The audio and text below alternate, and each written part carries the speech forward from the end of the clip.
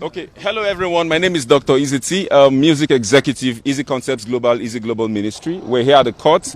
There had been a purported and orchestrated evil agenda to sell the wrong impression to the public that we're running, and we keep wondering why we should be running. This is our country.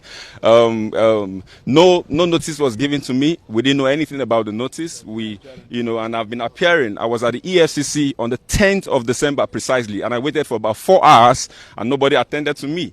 We're here in Nigeria. If a fundamental human rights action had been filed against my right that was breached because I was detained for about 9 days in Ilorin, April last year, and I needed to find out why should I be breached, why should I be detained. There was no court order for why my accounts were frozen, the company accounts as well. My company business was rendered completely put on the pause, and we wanted to find out why should this happen. This transaction is all predicated on the premise of a contract. There's a contractual relationship, for goodness sake. And this contractual relationship, prepared by a certified lawyer, Udo Udoma, who is our copyright lawyer. There was a breach on this contract where the said artist, who is supposed to be a gospel artist, who is supposed to have integrity, who is supposed to sing Jesus and mean Jesus, who is supposed to keep to her words and terms of agreement, breached the contract, boycotted monies for events into her personal accounts, where it was using the same contents that belongs to us, earns those monies personally without any form of remittance. We were remitting royalty until we sent a mail officially and said we would no longer send a mail to you any more royalties until there's a proper mutual financial reconciliation. We need to have a meeting, and this will be done on the premise of an unbiased audit without any form of religious influence of one of your fathers or your mothers who have your interest and want to twist us to do what is not wrong. It's about justice. No, when we say these things, is it about money? No, this is not just about money. This is about truth. This is about sincerity. This is about integrity. This is about saying yes and you keep to yes. This is a 50-50 transaction where we have not even recouped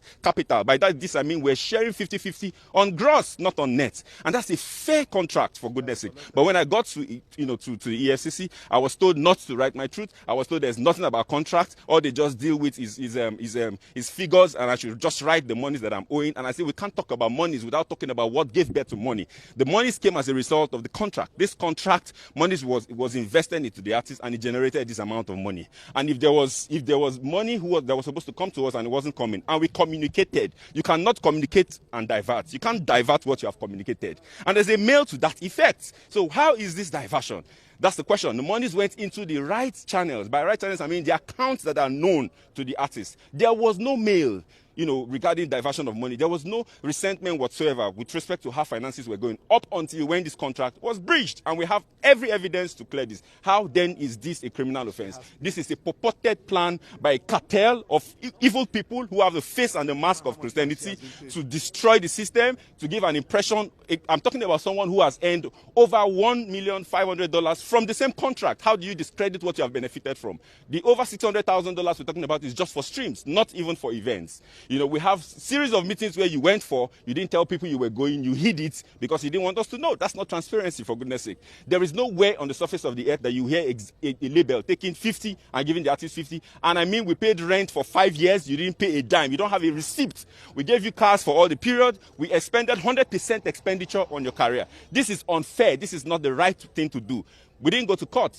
We went to court because I wanted to ask that my fundamental right. And why? Because every time I made efforts to see how we can sit down to resolve, the clergies refused. They said my attempt to want to have a peaceful resolution meant weakness, and I would not be bold enough to say, if I don't have anything else, I have my truth, I have my voice, and the world will hear.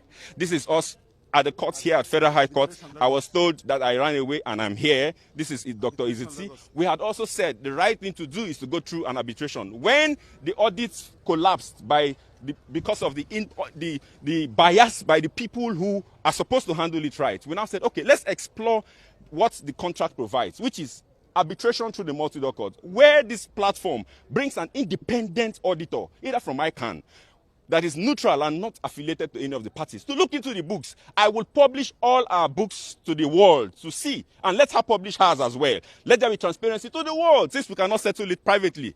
What I will not take is to be twist. I will not be bullied. I will not be intimidated. No, I will not. It won't happen. Nobody has exclusivity or monopoly of madness. The law is the law, and it's clear. Regarding catalog, I've been threatened that they will put charges on me. They will put charges on me using the clicks and the connections that they have, and I won't have an option, and I won't have an option but to relinquish the catalog. I must go to jail, but all manner of threats, and this is coming from Christians, people who call the name of the Lord. We are here at the court, and we have filed for a motion for the warrant of arrest to be set aside until it is clearly established if this is a civil transaction or not. And as God will have it, the judge and the court has granted that motion will be set aside. I want to thank you for following this. Please pay attention to the truth. Don't be a fanatic.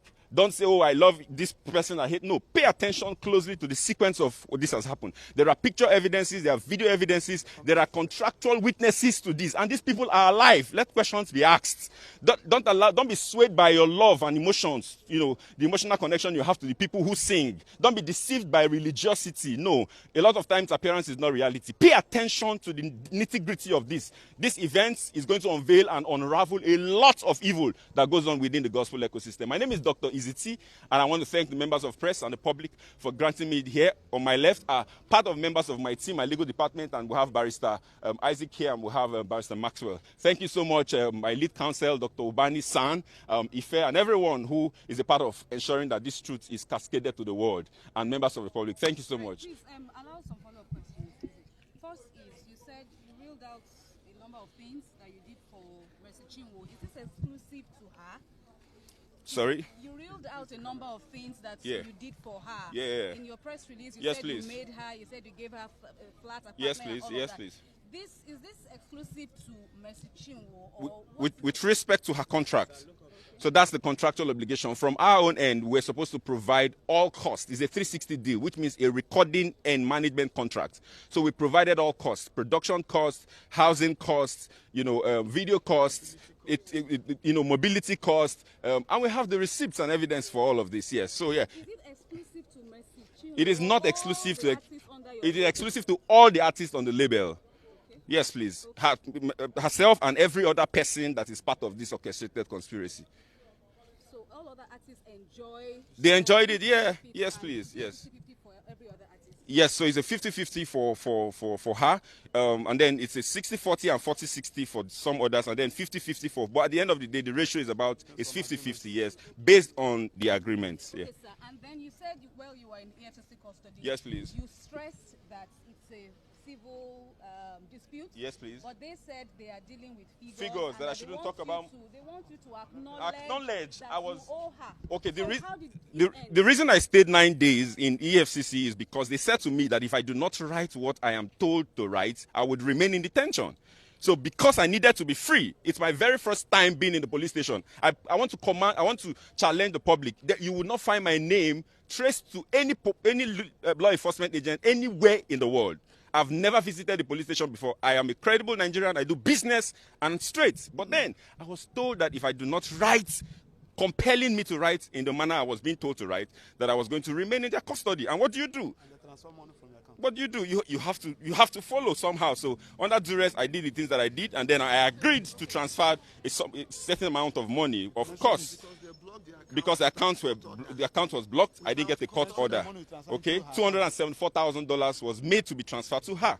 And then I said to them, why are you making me to transfer money to her when she is not remitting or giving back what she owes? She owes the company a third album and a couple of singles. She has money she's boycotted into her personal accounts that we're not aware of. She didn't give account of. She has events she had attended. We need this transparency has to be both ways. So it's already one-sided. You're right, ensuring that it just comes from we two, but because we were under a lot of pressure and we needed to be free, I had to concede to that, and that's what we went to challenge at the fundamental human rights.